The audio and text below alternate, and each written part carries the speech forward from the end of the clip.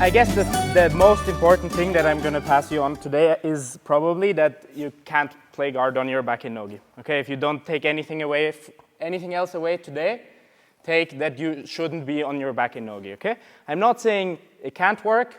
I'm not saying it's not a viable option, especially if you're tiny, which I don't have that pleasure. But I think for 90% of the scenarios and for general strategic decision making, you should be thinking, I want to be seated. Okay? Now, of course, there's different postures. I know a lot of people like to play like this, but for me personally, anytime my shoulders is behind my hips, I feel like any kind of forward pressure into me is just going to put me to my back immediately, and I don't want that. Okay? So the most important part when I'm playing here is that I keep my shoulders forwards. Okay? I want to keep my upper body in front of my hips, because now if Chris pushes into me, I can actually push back, and I can actually start putting weight into him. I just want to play with that a little bit. Okay, we're going to play seated. You can move your feet however you like. I don't recommend this, okay, because it just gives him super easy access in the center. I recommend keeping at least one leg in, and then it kind of depends on how flexible your hips are and how comfortable you are with just sitting on the floor, okay? If the moment you bring your foot kind of closer to your back starts rounding, your shoulders go back, you probably need to keep that foot further away, okay? And that's fine, because if that foot is away and I can keep good posture, I can keep my shoulders forward, I'll be stable. It's not the easiest thing to deal with in terms of coming up, okay? But at least I'm stable and I can actually work and deal with his pressure. Over time, if you play these positions, your mobility in your hip is going to get better and you're going to get comfortable with your leg closer to you. And from here, I can really create a lot of tension. Okay? So we're going to start seated, and I want you to figure out how you have to sit so that when Chris just pushes into my shoulders, I can actually handle his weight here, okay? I'm comfortable here. I can sit here, and I can push forward in ways that we're going to look at in the later stages. But for now, I literally just want you playing here, person on top. You don't try to grab the legs. You just try to push the person to the back, okay?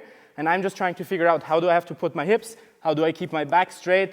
A lot of it is from the lower back, okay? If I'm rounded here and if I'm sitting in a super unathletic position, I'm not going to have posture. Chris can smash me this way. He can put my back to the mat. It's going to suck for me. But if my back is straight, I have good posture. My shoulders are in front of my hips. I can handle his pressure here, and we can actually start going into that hand-fighting wrestling exchange. Because really, playing seated guard is the same as wrestling, okay? We're pushing forwards, we're collar tying, we're fighting for underhooks. We're doing the same thing as in stand-up.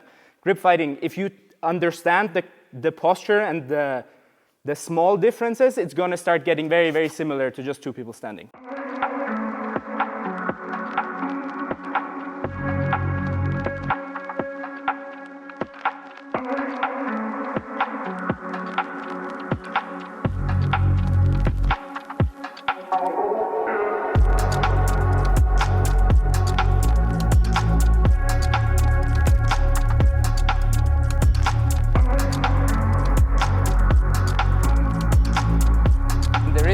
Where you need to post with your hands, but the moment you post with your hands, that means I only have one hand to grip fight, right? And he's standing in front of me, he's super mobile, and he has two hands. So now I'm in terms of how many tools we can fight each other with, I'm behind, right? So I want to spend as little time as possible on my hands, and I want to get as much as possible out of my posture. And the more forward my upper body is, the better I can wrestle and hand fight with both of my hands. The moment my shoulders go behind my hips, this is when I need to start posting, and this is when he can start pressuring, and I only have one hand to hand fight him. Okay? What I basically never want to see is this. You see, I see a lot of beginners doing this. This is not a guard. I'm basically just giving him chest to chest in any way he wants here. Okay? I don't have any hands to hand fight anymore, and there's no good scenario for me with both my hands on the mat. I was talking about keeping the feet kind of more to the side and more open, but actually the first move that we're going to look at is super, super simple, but it's going to come from the crossed legs. I like playing this a lot because it's very stable. I can hand fight really well, and I'm quite mobile. But it does leave me open to flanking. If Chris starts kind of making an angle here, I'm very slow and I don't have anything. So this is a position that I do use, but again, it's not a position, same as with the hands. It's not a position I want to stay in for a long time.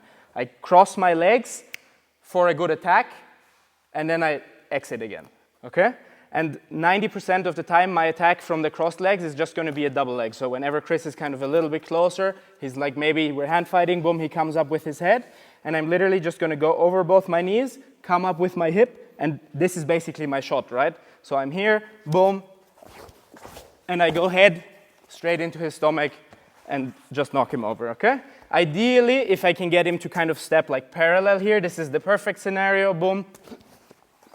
Sorry. Okay, so we're same game, we're going to kind of play with the movement, and I want the person on top to be a good partner and kind of let yourself be brought into this parallel stance, okay? This is not a super complicated movement. I think everybody should be able to get the basic movement.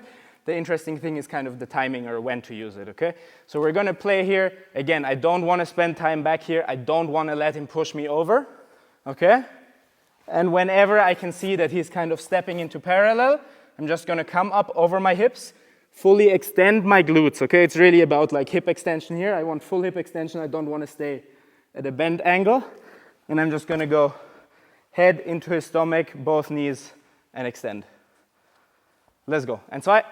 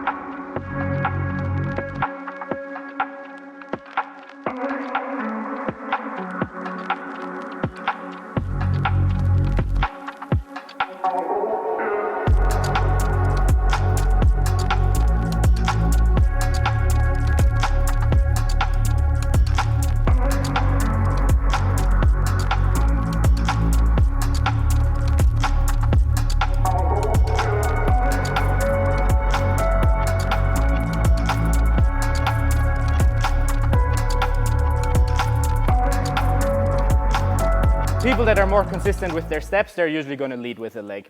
And people generally like to step to the inside. Now, for me, I almost always, as some people have already figured out, like I almost always lead with this leg, and I'm always going like single leg on this side, okay? And it kind of, you can play shin to shin. I'm not shading shin to shin. I personally never play shin to shin. I don't like shin to shin. I will try to get the leg to the inside here, and we're still in the same position, right? Like I'm still coming forward with my upper body, and I'm basically, like, first move that I'm trying to do is just stand up with the leg, okay? If he leads, I take whatever leg he leads with, boom. I try to get myself out of the direct line of his knee, okay? If I'm in front of his knee like this, it's easy for him to pressure in and put me on my back. And we can work from here, but it's not ideal. So the moment I have his leg in reach, I try to like put myself to the side, because now his like direct like push forward is going into empty space and actually makes my single leg very easy to pick up, okay? So the moment I can make chest connection to his leg, I kind of position myself at an angle here, okay? And if nothing else happens, I push into him and I stand up with the leg. But that almost never happens. If people push forward, that nothing changes. I'm still just going to stand up with it. But a lot of the time people kind of, especially jiu-jitsu people, they come low with their hip and they kind of squat into this. And now it's a bit harder for me to stand up with the leg. I have more weight on top of me and I need to get that weight out of the way. And as somebody that was taught half guard only for a very long time, I'm basically doing like a half knee torque, half guard, hip bump kind of, knee bump kind of situation, where I'm throwing myself into this direction and I'm going to use my knee to bump him in the butt, okay? So I'm falling and I'm trying to just get his hands to the mat by using this knee to push into him. And from here, I'm going to switch back up to my knees and just come up on the single again. But now, as you can see, my angle is super good. Like his hands are already committed to the mat. I'm really far behind him. And single legs are exhausting and I'm lazy. So if I can get him to commit to the mat before even coming up on the single leg, it's less work for me. So we're here, boom. I step in here, I hug deep, and if he comes low with his weight, I use this knee to bump him forward and come up to my own knees. And now I can stand up, and I'm not going to go into finishing today, okay? You can finish whatever way you like, but for the sake of drilling, you don't really need to finish right now. This is, I think, an important bailout when I am in this position.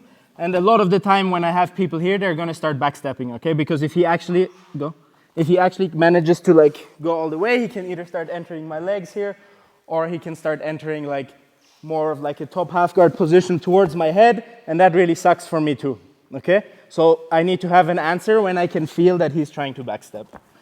And generally, I want to look for the back, but the way I do this is when he starts to like move backwards, I try to catch his leg with my leg here, okay? And usually I try to bring my leg to the inside first, and then when I feel like I have the leg, I can switch my arm on the leg to his hip, okay? And this is where we're going to start going into like crab ride kind of scenarios. I'm going to try to bring my bottom leg into this bottom hook, like a crab ride kind of hook. Okay, I put my bottom hook in like this, like my shin behind his knee.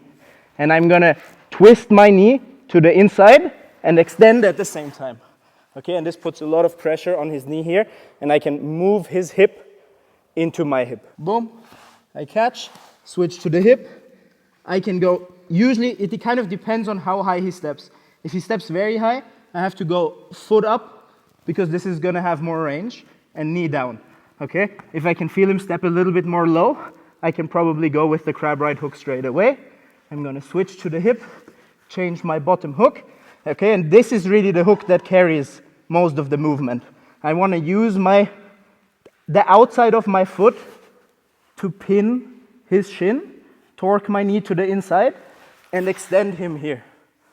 Okay, this movement is really what is going to control his body in this motion. Okay, if you've not seen this before, I can go around and put it on people because it really doesn't feel very nice for his knee, but it's a bit tricky to get if you've never felt it. Boom, I'm gonna catch here, on the leg, catch here, switch to the hip, try to put the bottom hook, and now extend him, and I need him between my hips and my hips higher than his hips, okay? Generally, whenever I want to take the back, I need my hips above his hips. As long as his hip is here, I cannot get good hooks, I cannot get good lower body control, okay? So I need his hip lower than my hip, and now I can start looking for my seatbelt, double under, whatever way you like to play the back. If they high step, like the main movement I need is the bottom hook. This just stops his leg. Like what I'm really looking for is this, and then with this hand I can switch to the shoulder pretty early because this hand I need to control the crab ride, but like if I'm here, I should be able to ride him pretty far. Yeah, thank you very much. Let's go.